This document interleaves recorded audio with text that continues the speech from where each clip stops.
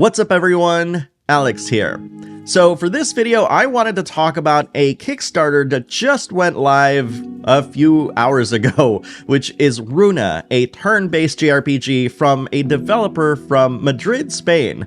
And I want to thank Alpha Rights, who is a member of our Discord, for cluing me in on this game because it's definitely making the rounds in a lot of media, and I wanted to let you know about this. And in case you wanted to support this Kickstarter, I am going to put a link to it in the description of this video.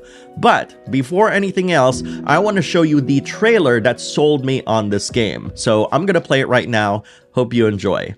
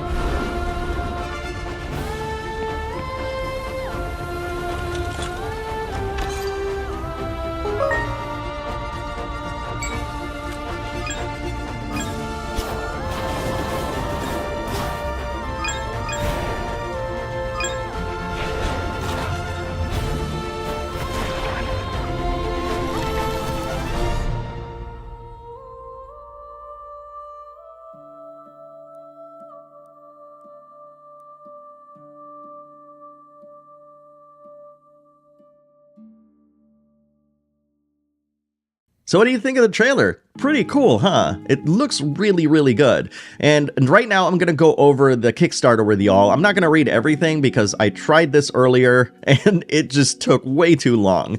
And as you can see, there's a live counter happening right now and there's already 135 backers. It just needs $47,751. I am just really talking over myself. And I'm just really excited for this game because it just looks really, really cool. So, you know, it says here, of course, like 45,000 euros is basically like the game being crowdfunded. And there's like a mini game that'll unlock if, you know, if they get to like 60K. They also said that this game does have base building, which to me, like, I love games that have base building, like Zenki Zero has base building, for example. I obviously love mini games. I love farming, fishing, and cooking, which they're gonna have. But it seems like that's maybe like locked behind like stretch goals. We're gonna have to see like how the game actually gets like funding and stuff, if, you know, if there's like any sort of latitude or leeway for that. But it's really cool because like they already have a way to wishlist a game on Steam, and I'm also going to include that in the description of this video. And I remember seeing their Twitter account and how happy they were just having it be present on Steam for people to discover. And a lot of people have been kind of like checking out this game and talking about this game in the press, and I think, you know, somebody in our community needs to talk about them. And so here I am, and hopefully you enjoy what you saw in the trailer, because I sure did. So they have like a breakdown of the worlds here. This is just kind of like an overview of all of the things that they showed in the trailer, but here's actually like a breakdown of what these areas are. So this is Passage of the Clouds, for example, and here's the port city of Tucson. So they're actually going through like a bunch of areas here that it's really, really good looking. And I don't remember this from the trailer, they probably showed it, but this just looks really awesome. Like the way that the environments are rendered. I mean, look at that, like just the way that the foliage is rendered, and you know how the characters are actually like imposed on the background, and they just kind of match like really well, and I really like that. turn-based battles, you know, like look at this, like this GIF right here. Like, this looks really, really cool. Have elemental affinities with strengths, maximum party members. There's 4. Swap party members at any time. That's really amazing. There's group attacks, group ultimates. There's going to be 7 elements, which, you know, I feel like that's kind of typical. There's like maybe non-elemental, there's dark and light, and then 4 basic ones probably. That's my guess. System is based on breaking elemental balance. So yeah, it's kind of like that rock, paper, scissors elemental thing, which is great. Making them more vulnerable, inflicting debuffs on them, and gaining an extra turn. So very much like Persona. And I don't know if you all caught that up above, but something that they also talked about is that there are social links in this game. So if you look here for Narianthi, I'm actually amazed I pronounced that like correctly the first time. They have perks depending on like how high your relationships are with them, which is really amazing. They're also talking a lot about like these puzzle elements in the dungeons, and I think that's really cool that puzzles are actually coming back in dungeon design, even though, you know, a lot of our expectations is to just kind of blow through a dungeon and collect loot and stuff. How they're gonna balance that with the pacing, because sometimes people can get stuck with these like kind of puzzles, and I'm hoping that it doesn't, you know, these aren't like head scratchers and more like things that maybe encourage you to explore more of the areas rather than like a hard stop, because there's certainly a modern way of designing dungeons these days, and I'd much rather have them hide chests and secret areas through puzzles as opposed to like hard stops that kind of stop your progression. You can build your own base, as it says here. You can have facilities like residences, canteens, dojos, lab farms. That's really awesome. Runa Research Center. So Runa, I'm guessing that's kind of like their term for runes in the game. Skill tree progression. That looks really cool too. I've always loved it when games allow you to kind of unlock a bunch of, you know, skills on your character and have a progression system that makes a lot of sense. So I'm hoping that the skill trees really make you feel like your characters are getting more powerful every single time. They also mention a day and night cycle, which is fantastic, and also weather. Like if you look here, it's so cool. Like they got like a little foggy, like moody area. There's snow. Now that's going to be interesting if there are areas that are all of a sudden have snow, but I would be guessing just based off of how difficult development is, and I've worked on many games, for those areas that are going to be snow-capped, there will be like snow or even low visibility. That's how I'm guessing that they're going to implement it. Because even then, like, I think the addition and consideration of weather, especially if it's going to alter the elemental affinities of the enemies in the area, I think that would be really interesting to kind of change up the turn, you know, like just kind of your expectations for turn-based battle. So like, let's say there's a fire enemy somehow in the snow area and it starts snowing a bit more, right? Like actual weather, they become a lot more susceptible to any sort of attack. Like I think that would be really interesting to see in a game, right? So there's also a mixed calendar system. So far from what we've read, there's a lot of similarities between this game and Persona, and I really do appreciate that.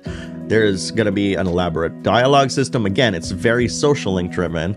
No silent protagonist. That's actually really cool.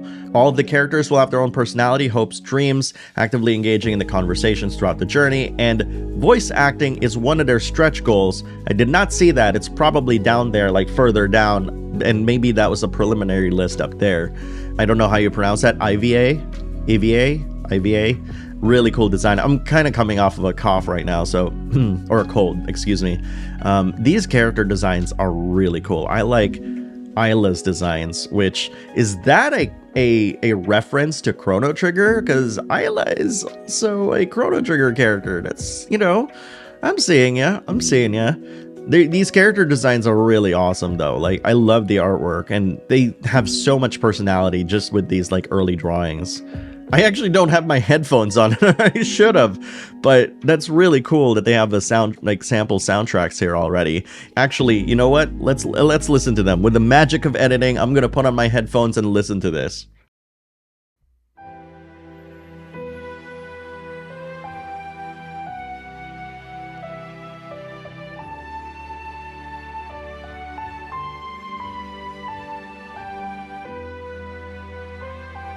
I like this song.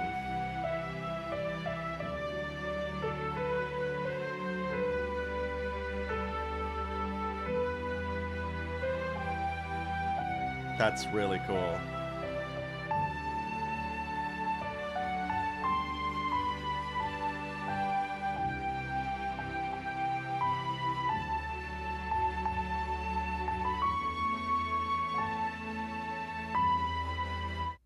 Okay, that's actually really cool. I like that a lot. Let's check out this boss fight one.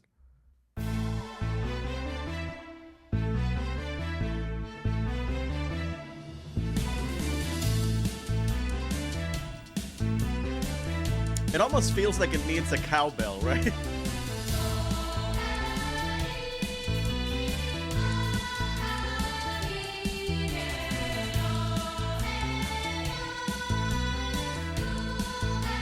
I can see this like jiving with the rest of the game's like aesthetic, so yeah, that's really cool.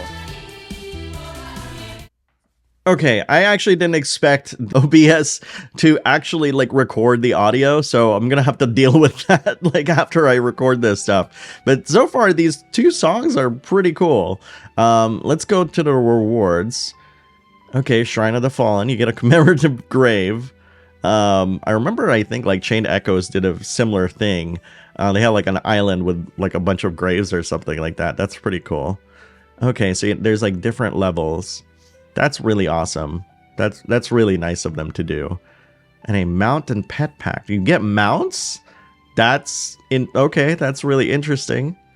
That makes a lot of sense, because if these are going to be more sprawling areas, a la like Xenoblade, I think, you know, you do need a mount. I don't know why Xenoblade doesn't do it. Interesting, you can create your own weapon as part of the backer rewards. A recruitable NPC, that sounds really cool, but man, that is a lot of money. That's 23 hundo euros for that. Includes name, description, concept art stats. That's really cool. So, okay, so if you're an artist and you want to be able to say like, hey, I have my creature like in a game, I mean, that's really, really cool. And there's 13 hundo euros though, limited 7. Dateable NPC 1. Wow, 36 hundo like euros. That's a lot. Let's check out these stretch goals, okay? So there's a fishing mini game, which is fantastic. I mean, they already mentioned they wanted to have a fishing mini game. 2 key characters. Okay, so 95k is the new key characters. All right. So there are these are just some of the upcoming stretch goals. That is a great cover for that. It kind of reminds me of like old school anime DVD boxes, for that matter. That's actually really awesome. There's the farming mini game, new dateable characters. Hopefully we can see more of the stretch goals. That'll help convince people to jump on board. Our goal is to get it released on PlayStation, Nintendo, and Xbox consoles, and Steam first. That is typical. Localization is very important. It will launch in early access, which is great. I really like this idea that they're going to launch in early access, because I think a lot of companies and developers really get a lot of really good feedback from that. And honestly, like the fact that they're going to have early access, to me, is making me want to like support this right away, because I want this game to really succeed. I think it's going to be really awesome. Of course, early access with English and Spanish support, and then all the other FIGS languages, including, wow, Russian, Korean, and Portuguese. That's awesome. This is the team. Under the name Fennec Studio, we are currently 3 people working on the project. We started working on Runa as a project to create a game reminiscent of the classics we hold dear. Currently, despite being only 3 people, we have a versatile team, and with the support from this campaign, we aim to strengthen the aspects in which we are more limited. So I'm guessing this will also be used to maybe like get more people and stuff like involved, hire more people, that sort of thing. As of right now, Runa is well into its development phase. The content we have shared on social media, like screenshots and videos, is already part of the game. Our goal is to release it on PC and then various consoles afterwards. And porting it to other platforms takes time and resources, of course. We aspire to bring Runa to even more languages.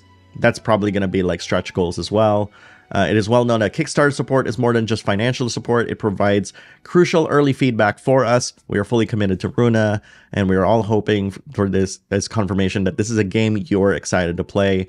risks and challenges, typical risks and challenges for these games. But, you know, as you can tell, like, they definitely have a, you know, pretty interesting idea that I want to see, like, fleshed out, obviously, over time. Let's see, like, the backer stuff. The lowest backer reward is at $22. You can receive the game with an early bird discount. It's 20 euros, but it's really like $22 and locally. Get the game when it's out on early access. That's $27. Includes backer exclusive title on Discord with digital wallpaper set. That's really cool. $27 for this game seems to be more than enough. Play the exclusive private demo for PC. $48. Digital art book and OST. That sounds really awesome. And a commemorative grave. So, okay, so $48 is the commemorative grave in the game, and your name in the credits. That's really cool. That might be the level that I might pledge for this one. 115 for that. So 123 for this. It's really cool. 3. I'm trying to see, like, if anybody, like, took the 36 hundo, like, all this stuff. Okay, so there are people who publicly, like, support, like, hey, this is what I backed and stuff.